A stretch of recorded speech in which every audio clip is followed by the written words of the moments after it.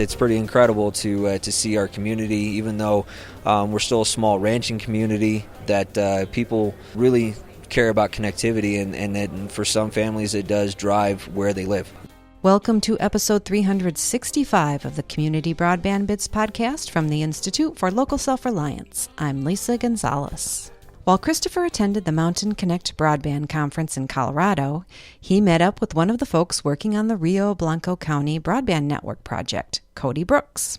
The open access network has long been on our radar due to the scope of the project and rural nature of the area it serves. In this interview, Cody updates us on their progress and describes why the western Colorado County chose that particular model, and he also explains how they've tweaked it to suit their environment. Cody offers his ideas on why the Blanco County fiber network is reaching such high take rates, and he shares a few stories of subscribers who came to the community specifically for the fiber. He talks about how they funded the network and describes the benefits it has brought. Chris and Cody also talk about Project Thor, a regional effort established when local communities decided to band together to reduce costs and improve connectivity. Now here's Chris with Cody Crooks from Blanco County, Colorado. Welcome to another episode of the Community Broadband Bits podcast. I'm Chris Mitchell with the Institute for Local Self-Reliance, normally in Minneapolis, but today in, Keystone, technically, near Dillon in Colorado for Mountain Connect. I'm talking to Cody Crooks, the Blanco County Director of Communications. Welcome to the show. Thank you. So, Cody, you are running one of the most fascinating networks from my perspective, county-owned network in northwest Colorado that I think, blew everyone away with the support you've had from the community for it. So let's just get started with Blanco, not a major urban development situation, right? No, what's Blanco like? Blanco is very diverse when it comes to topography. We've got extreme mountains in the eastern side of the county, and then more desert in the western side. We only have two towns, but they are 65 miles apart. So when it came to doing this type of broadband project, we had to think about, all aspects. Most of the time people always wants to know, which is better, fiber or wireless. Well, for us, it's both. Mm-hmm. So we have a fiber footprint inside both of our towns, and then we have wireless throughout the rest of the rural area, which is substantial. I mean, you're a very large county. Very large. We're the second or the third largest county in Colorado for land mass, but we only have 6,000 constituents and about 2,800 households total. So we're still really small. Mm-hmm. But very large county. And your network is totally built out now? No, we are actually in the final stages of doing our network. Our fiber network will be completed this year, but our wireless, we're just started our first phase of our secondary towers for the wireless side. That's going to reach a lot of our remaining constituents, but not all of them. So we are looking at doing a potential second phase to reach that last, few addresses out there. It's just around 100 addresses that we have left after the secondary build-out's done. Yeah, I seem to recall that the goal was like 95% coverage, right? That is the goal. When I came in, the idea was let's get broadband to every single person we can. After taking a look at all the addresses that we have in Blanco County, about 5% of those addresses are like well sites and oil wells and so forth. So we have about 95% of those addresses that we want to reach, and we're on the right track to actually getting that done this year for about 65%, and then the last 30% will be in that secondary phase for those build-outs. So let's just talk about the business model then. Often people feel like there's actually just a challenge to doing fiber to the home in a small community. And Rangeley and Meeker together are 5,000 or so. Is that right?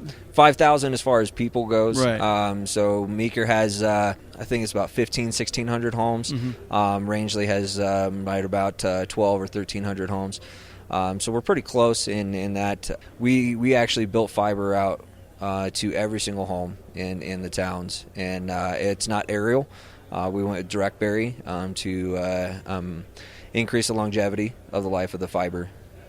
And so just doing that, building a fiber network to a comparatively small number of homes. I mean, a lot of projects, they're looking for 5,000 homes to be viable. That's one set of challenges that you've surpassed. And then the second set is using an open access business model in which you're not providing the services directly. So, correct. So do you have a sense of why that was decided? Because we are a municipality, we own and operate the network. We also did not want to get into the customer service side of it because we are a county.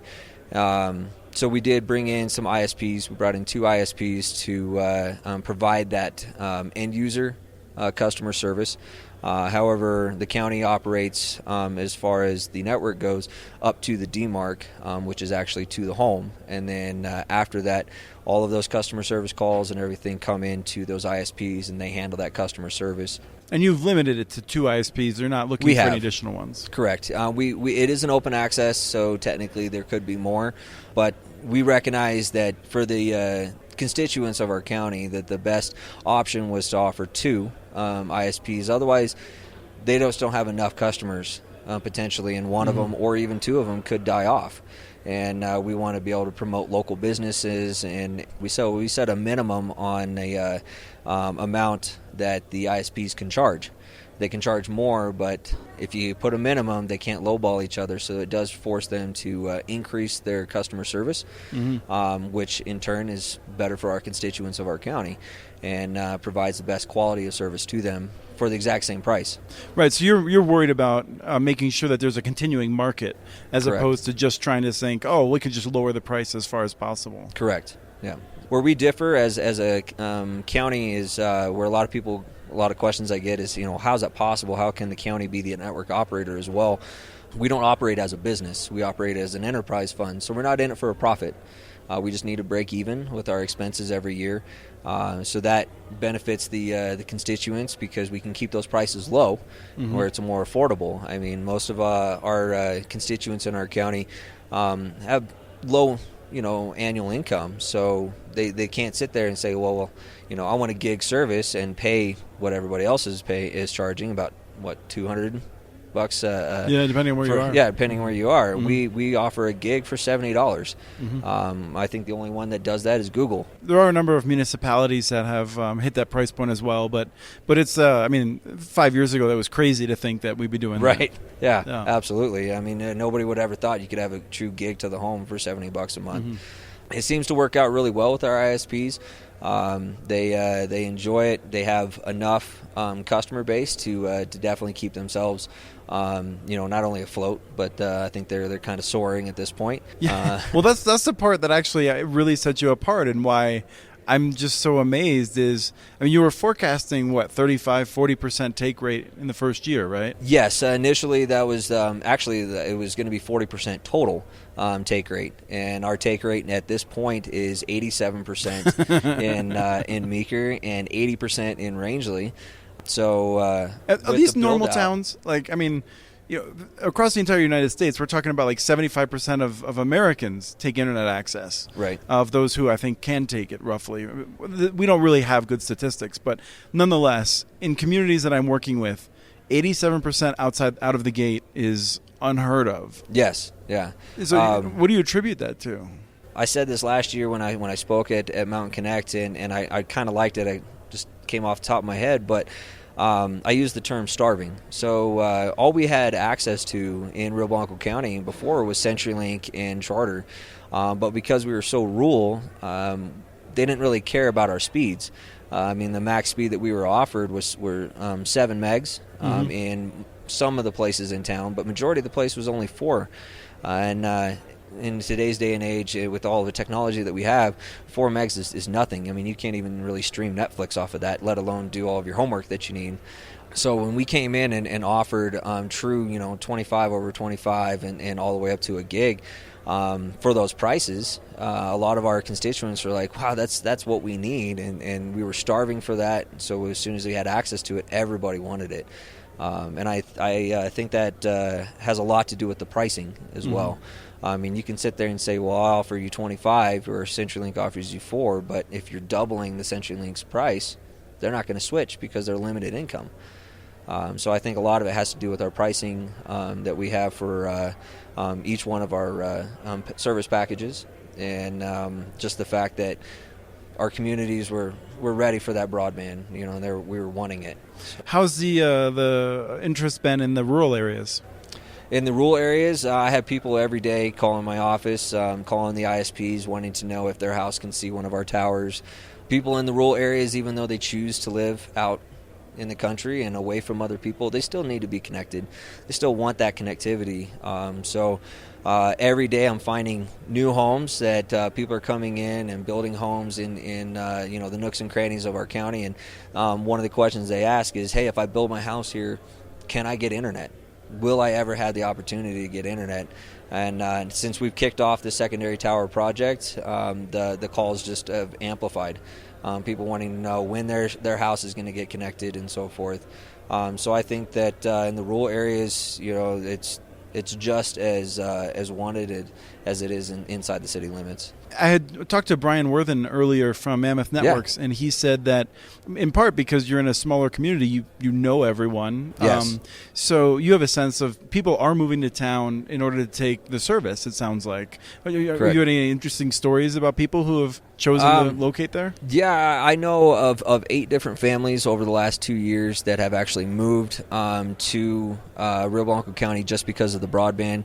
Unfortunately, I can't actually name any of them. They've asked me in the past not to divulge that information, but one of them I can say she was a little more open to discussing it. She is a online therapist, and she lived in the city for years. Was tired of the hustle and bustle, and just wanted that slower pace of life and that country living. So she scoured the entire United States for rural areas, but because of her job, she required that strong connectivity. When she heard about Rio Blanco County broadband, she looked into it, and she contacted me and was like, "Hey, I'm looking at renting this property. What can I have for access?" And I let her know, and she says, "Okay, I will be moving there next week then." So she moved specifically because of the broadband, and that was the only reason she picked us. So, I mean, it's pretty incredible to see our community, even though we're still a small ranching community, that people, really care about connectivity, and for some families it does drive where they live. One of the entities that benefits the most from networks like this, I think, often are local businesses. For in Rangeley or Meeker, they were also probably stuck with 4 megabits or so, I'm guessing. They were. There were some other businesses that because they the type of business they are, they could afford those business packages that CenturyLink offers, and those are just extremely high priced. But it was one of those that they decided, well, if we want to be able to have that faster service, we got to pay these prices. And when it comes to a small town, you don't have a lot of revenue, and if a lot of your revenue is going towards, the internet, then you're not really taking a lot home, or you can't really do expansions onto your business and so forth. So our broadband that we offer to the businesses, we use the GPON network, so all of our residences are passive, so they do share. It's a 16-way split on that fiber connection, but for our businesses, we offer them a direct path. So they don't have to share, they never have to worry about any lag time or anything, and we offer them the exact same price that it is for a resident. So we don't have business packages, so to speak, because we understand local businesses, the more money they can put into their business, the better the business is going to be for the constituents of the county. So it benefits everybody. So how did you end up financing the network? We're very different. Rio Blanco County is very different as far as how we financed our network compared to the other counties. We are in oil, gas, and coal county. Majority of our revenue, over 80% of our revenue, comes from oil, gas, and coal. We had money we kept putting into to reserves and just sitting aside and in case we ever needed it. And we ended up getting some commissioners in that were innovators and understood that if we didn't do something with our broadband, our community could end up dying. So we ended up getting a DOLA fund. Department of Local Affairs funding. It was about $3.5 million that we got with a 50-50 match. The rest of it we took straight out of our county funds, out of our what we call a CCITF funding. So total, the whole project is almost $17 million, and of that, about $12.5 million of it came out of our CCITF, and about another million came out of just revenue over the years.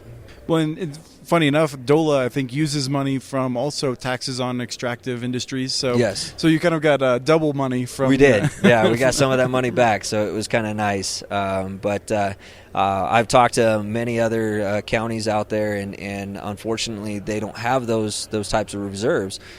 So they're having to look more into the federal government for funding and so forth.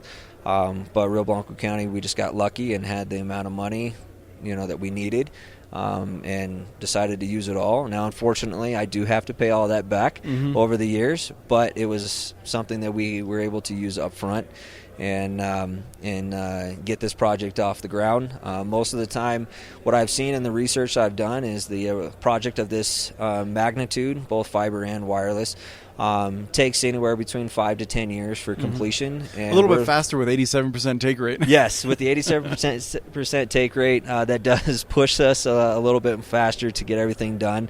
So we're looking at when we're done with the build out, we'll have about a 92% take rate in our county, and we finished that in 4 years. So the money you got from the local, that's all going to get paid back. So we basically took a loan from the reserve fund, more or less? Correct, yes. Okay. So that money, as soon as we finish our build-outs, which is this year, then I will, part of my expenses, my annual expenses for my budget will be going back into putting a portion of that revenue back into the CCITF, so we can start using that money for the other departments in the county, for other projects that they need to have done as well. Now, I imagine the northwest part of Colorado leans very conservative. 87% take rate suggests that most people are excited about this project. Yes. Have you heard from anyone who's worried about it or concerned about government getting involved with communications like this? Not me, so to speak. My commissioners definitely hear those questions. I was going to say, everywhere I've ever gone, there's at least one or two people who are very loud. Yes. There's several people in the community that have expressed their concerns about government meddling down into private businesses and so forth, which is another reason why we separated my department from the county as an enterprise fund. But when it comes down to it, those constituents that were concerned about that, they're still using the broadband. So it wasn't a concern, a big enough concern for them to say, well, I'm not going to take that. Right, I'm going to stick with the 4 megabit. Right. So I think our commissioners, I have to give it to all of our commissioners, past and present commissioners, that they've handled those situations, those questions very, very well. Even though they do have those constituents coming up to them and with those concerns, when that's all said and done, those constituents, they feel very comfortable about how we're operating, that we're not taking their tax dollars and using them to for other departments and so forth. As an enterprise fund, which a lot of people didn't realize, and I didn't know until I got into the government, when it comes to an enterprise fund, that revenue that we're bringing in from that wholesale that we charge our ISPs to access our network, I can't use that to, say, give to Road and Bridge to buy a new dump truck or a new grader. It has to be used inside of my department for fiber expansion or wireless expansions, so that the taxpayers' money is being used for the taxpayers. Even though that there are some taxpayers that don't have the broadband right now, that money that I bring in is going to end up serving them eventually. So sure. If there's like a few people who are the hardest to serve, you just have to eventually you'll have enough money to be able to connect them. Yes.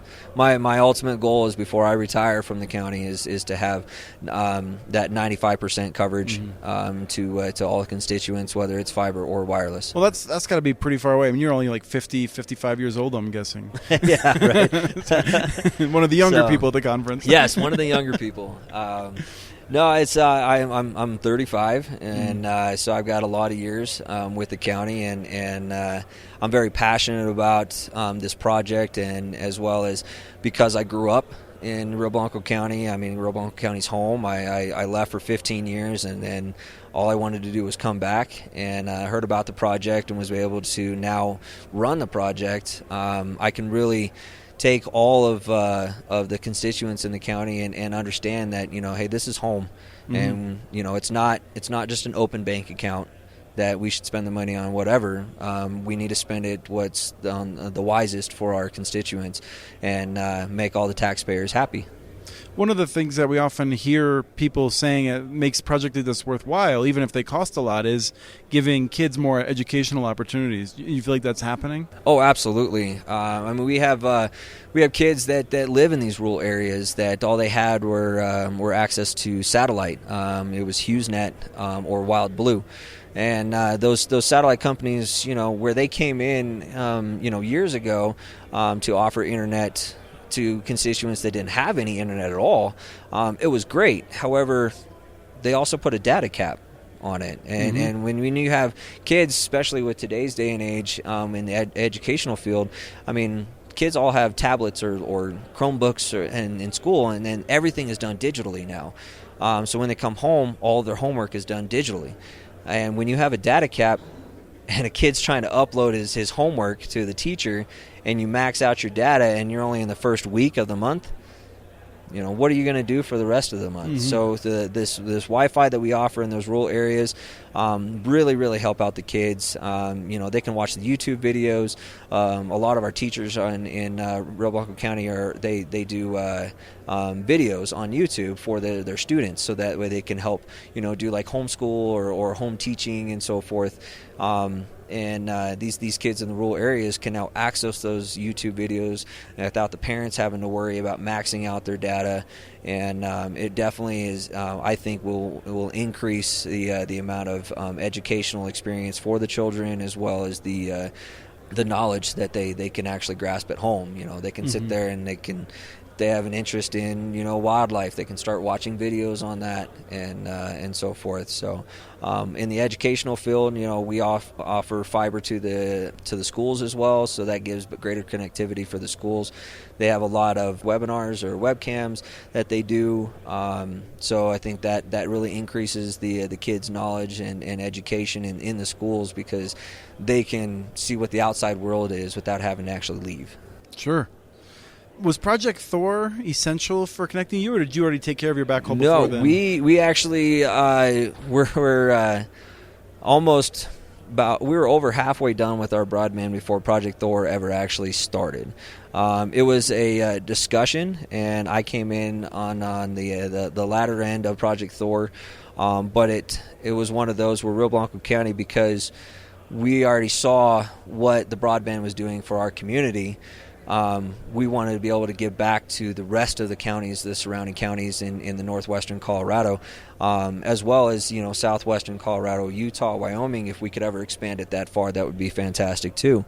So we took a very deep interest and investment into Project Thor, and understand that the more counties that we can get on this ring, the lower our bandwidth cost is, which makes it more affordable for these rural communities that don't have a lot of revenue. These counties that don't have that luxury of building their own network, well, now they're paying less for their connectivity with Project Thor, so they can take some of that revenue and turn around and do their own build-outs. So Project Thor, I'm 100% on board with that.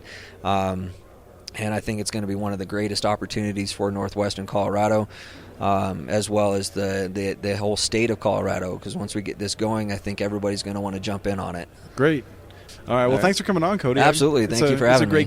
It's a great place to it's a great place to come visit. I'll tell you that right now. Yes, yeah, definitely come visit. I'm fascinated at 87% right out the gate. That's great. Yeah, it'd be incredible when you're moving into a town, and the first thing that somebody says is, as a landlord says, well, you got fiber optic internet at your house. I mean, that's incredible in a rural community. So, definitely come on by. I'll give you a tour of our state-of-the-art data centers that we have, and take a look at the wireless network that we have as well. Cool. Thank you. You're welcome. Thank you. That was Christopher and Cody Crooks of Rio Blanco County, Colorado, discussing their fiber optic network. We have transcripts for this and other podcasts available at muninetworks.org/broadbandbits. Email us at podcast@muninetworks.org with your ideas for the show. Follow Chris on Twitter. His handle is @CommunityNets. Follow muninetworks.org stories on Twitter. The handle is @muninetworks.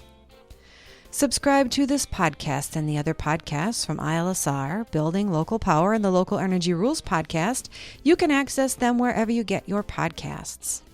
You can catch the latest important research from all of our initiatives if you subscribe to our monthly newsletter at ilsr.org. While you're there, please take a moment to donate. Your support in any amount helps keep us going. Thank you to Arnie Hughesby for the song Warm Duck Shuffle, licensed through Creative Commons. And thank you for listening to episode 365 of the Community Broadband Bits podcast.